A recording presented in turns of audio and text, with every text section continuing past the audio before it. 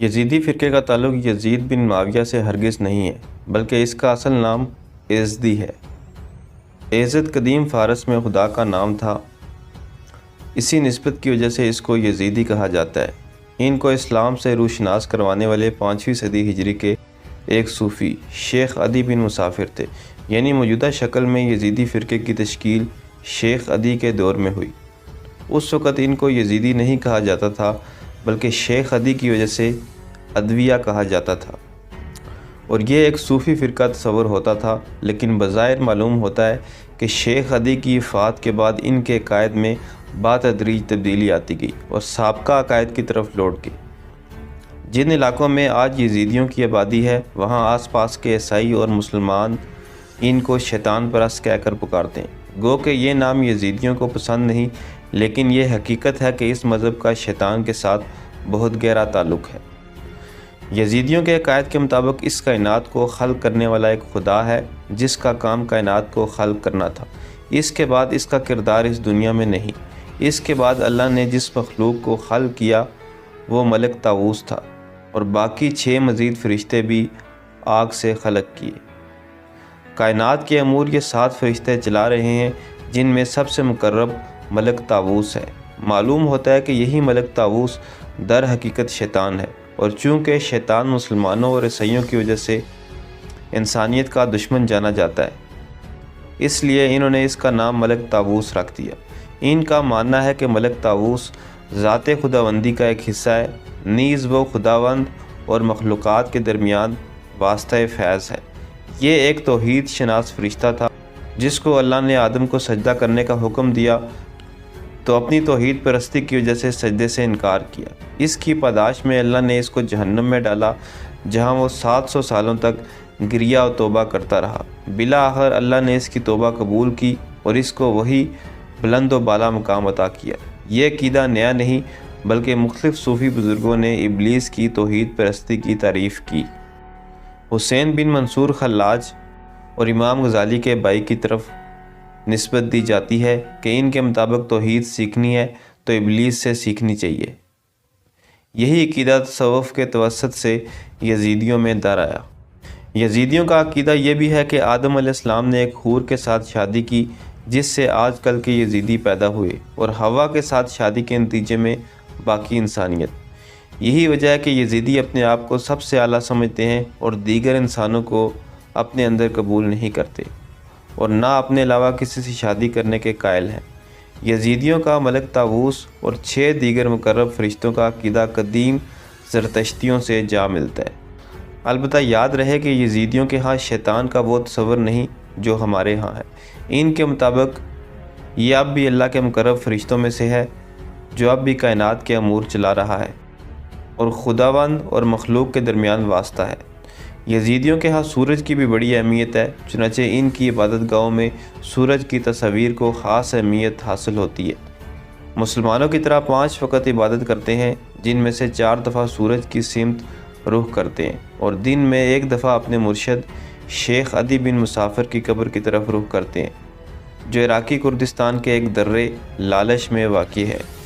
استطاعت کی صورت میں اس قبر کی طرف سال میں 1 دفعہ زیارت کرنے کی خاص اہمیت ہے، نیز سال میں 1 دفعہ گرمیوں کے مہینے میں خاص طور پر یہاں آتے ہیں۔ اس مقبرے کی مٹی کو بھی اپنے ساتھ ہر وقت رکھتے ہیں۔ سمانی کتاب الانصاب میں لکھتے ہیں کہ یہ لوگ ایک خاص مٹی کھاتے ہیں جو شیخ عدی بن مسافر کے مقبرے سے حاصل کی جاتی ہے۔ اس کو آٹے کے ساتھ ملا کر خمیر کرتے ہیں اور تھوڑا تھوڑا کر کھاتے رہتے ہیں۔ اس کو برات کہا جاتا ہے۔ صوفیوں کی طرح ان کے ہاں بھی سمع، ذکر اور پیری مریدی ہے۔ علاوہ ازیں مختلف صوفی بزرگوں جیسے شیخ عبدالقادر جیلانی کا احترام بھی کرتے ہیں۔ نیز عقائد میں تناسع یعنی جنم کے قائل ہیں، اور کئی چیزوں کو حرام سمجھتے ہیں، جیسے لوبیا اور سلاد وغیرہ۔ مرغ کھانے کو بھی جائز نہیں سمجھتے، کیونکہ ان کے بقول ملک طاووس مرغے کی شکل میں ہے۔ مونچھوں کے کتروانے کو جائز نہیں سمجھتے، لیکن اصلاح کرنے میں حرج نہیں۔ ان کے جو بزرگ یہ شیوخ ہیں، ان کے لیے داڑھی بھی لازمی ہے۔ یزیدیوں کی سب سے بڑی تعداد عراق میں ہے، جہاں یہ کردستان اور موصل میں زیادہ تر رہتے ہیں۔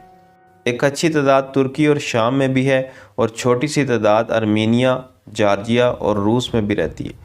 بہت سے یزیدی یورپی ممالک میں بھی منتقل ہو چکے ہیں اور سب سے زیادہ جرمنی میں پائے جاتے ہیں۔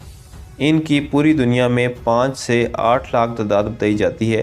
تقریباً تمام یزیدی کرد ہیں اور کردی زبان بولتے ہیں، البتہ ایک چھوٹی سی تعداد عرب یزیدیوں کی بھی ہے۔